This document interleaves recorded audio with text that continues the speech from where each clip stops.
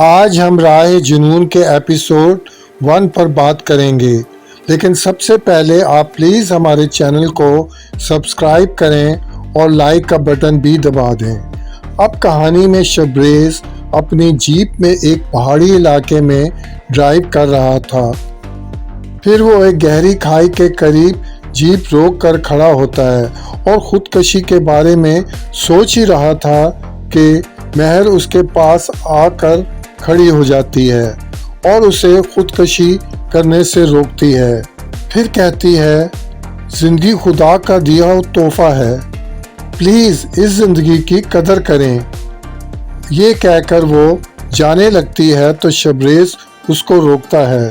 फिर एक कागज़ पे अपना नाम और टेलीफोन नंबर लिखकर महर को देता है और कहता है, आपको ज़िंदगी में कभी कोई प्रॉब्लम हो या किसी भी तरह की कोई मदद की ज़रूरत हो तो मुझे कॉल ज़रूर कीजिए।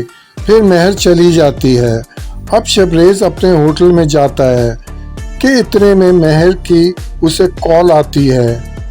वो शबरेज़ से कहती है, मैं एक प्रॉब्लम में फंस गई हूँ, क्या आप आ सकते हैं? शबरेज़ कहता है, हाँ मैं आ जाऊँगा, आप जल्दी से अपनी लोकेशन बताएं। अगले सीन में शबरेज़ महर के पास पहुंचता है। वो उसका बेचैनी से इंतज़ार कर रही थी। महर उसे देखकर कहती है, शुक्र है आप आ गए हैं। फिर शबरेज़ को कहती है, दरअसल मैं अपने दोस्तों के साथ यहाँ आई हूँ, मेरी गलती की वजह से मैं देर से पहुँची। जब मैं वहाँ पहुँची तो मेरी वैन जा चुकी थी। मैंने फ़ोन करके उनसे राब्ता कायम करने की कोशिश की तो मेरे पैसे और मोबाइल छिन गया। फिर मैंने किसी के फ़ोन के ज़रिए फ़ोन करके आपसे मदद मांगी। शबरेज़ ने कहा, फ़िक्र न करें, मैं आपको वक्त पर पहुंचा दूंगा। फिर शबरेज़ बताता है कि उसको ड्रग्स की आदत पड़ गई थी और अपनी ये आदत छुड़ाने के लिए यहाँ एक रिहैब सेंटर में इलाज करा रहा था। अब मैं बिल्कुल ठीक हो गया हूँ। फिर महर बताती है कि वो यहाँ अपने दोस्तों के साथ घूमने आई थी। फिर शबरेज़ से पूछती है, आप खुदकशी क्यों करना चाहते थे? शबरेज़ जवाब देता है, मेरे इस अकेलेपन की वजह मेरे पेरेंट्स हैं, वो मुझे टाइम नहीं देते थे। मेरा बाप अपने बिजनेस में हर वक्त बिज़ी रहता था, जबकि मेरी माँ अपनी फ्रेंड सर्कल में बिज़ी रहती थी। इस अकेलेपन की वजह से मुझे ड्रग्स की आदत पड़ गई। अब मैं बिल्कुल ठीक हो गया हूँ। फिर जल्दी शबरेज़ महर को वैन तक पहुँचा देता है। फिर महर कहती है, आप बहुत अच्छे इंसान हैं, ज़िंदगी की कदर करें।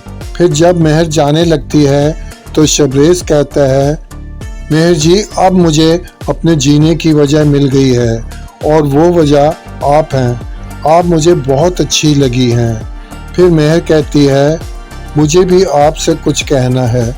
मेरे लिए आप अजनबी थे, पहली मुलाकात थी, लेकिन फिर भी मैंने पता नहीं क्यों आप पर ट्रस्ट किया। आपसे मिलकर मुझे अपनायत का एहसास हुआ, आप मुझे अपने अपने से लगे। और एक बात और, अब आप महर जी नहीं कहेंगे, सिर्फ महर बुला सकते हैं। अब कराची में शबरेज़ महर के साथ यूनिवर्सिटी में एडमिशन ले लेता है और दोनों हंसी खुशी ज़िंदगी गुजारने लगते हैं। फिर एक दिन शबरेज़ महर को बताता है, तुम्हें रोज़ाना देखने के लिए यूनिवर्सिटी में एडमिशन लिया और तुमसे मिलने के बाद मुझे एहसास हुआ कि ज़िंदगी कितनी खूबसूरत है। महर जवाब देती है, वादा करो ज़िंदगी में चाहे जो कुछ हो तो वापस ड्रग्स की तरफ नहीं जाओगे।